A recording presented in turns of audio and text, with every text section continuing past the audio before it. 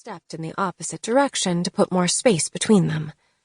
Rebel closed her eyes and tipped her head back so the sun could soak into her cheeks, so her mind could stop wandering, so her body could stop clenching.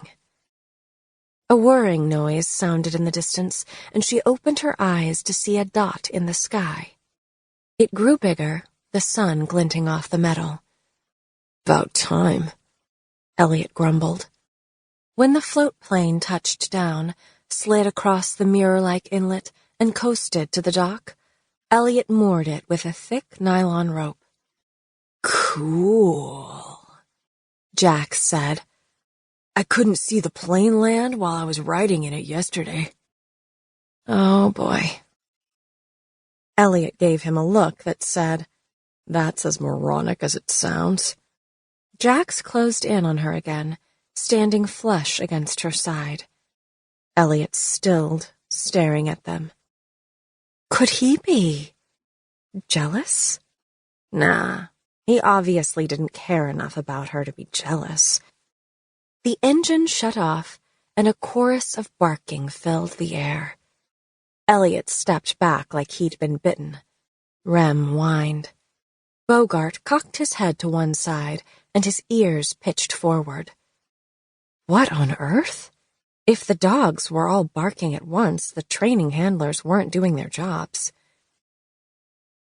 She held her breath as Trace climbed out of the cockpit, ready for her first face-to-face with another Remington. "Rebel." He gave her a single nod that wasn't accompanied by a smile. "Hi, Trace," she said. "Thanks for picking up the dogs and their handlers." His forehead wrinkled.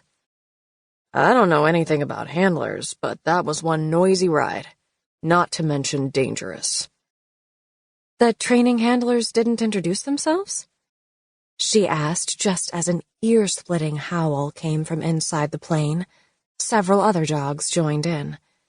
Trace and Elliott hurried to the cargo door in the center of the plane, working as a team to open it.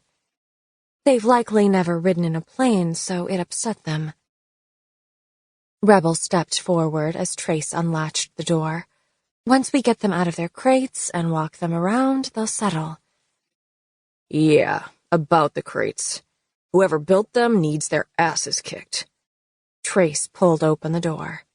A dozen overly excited Labradors of varying colors dashed down the ramp.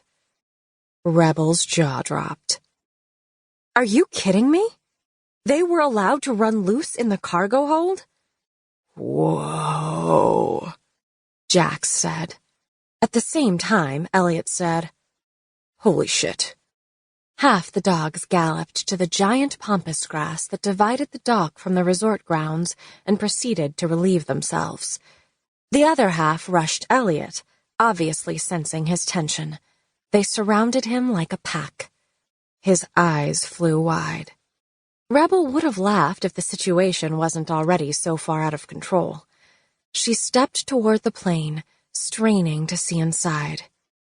"Where are the handlers?" And why did the handlers leave the dogs unrestrained and howling like a pack of wolves? "I don't know what handlers are," Trace said. "The dogs' trainers." She couldn't hide the desperation in her voice as she hurried up the ramp to look inside the plane. Besides the crates, the cargo hold was empty. "I thought you were the trainer," Trace said. "Call them off," Elliott said from the center of his furry horde.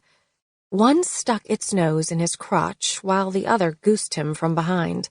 He put a protective hand over each side of his privates. "I'm no longer feeling like this is a safe place." Stomping down the ramp, she ignored his plea for help until someone gave her answers. "I can't possibly handle this many dogs on my own. We need the handlers who've been training the dogs since they were puppies. Where are they?" Rem came to stand firmly at her side, and Bogart followed. "The manifest the sponsor sent Lily said to pick up 12 dogs, Trace said, and that's what I did." "Are the handlers coming on a different flight?" Surely he was going back to the Cape to pick them up.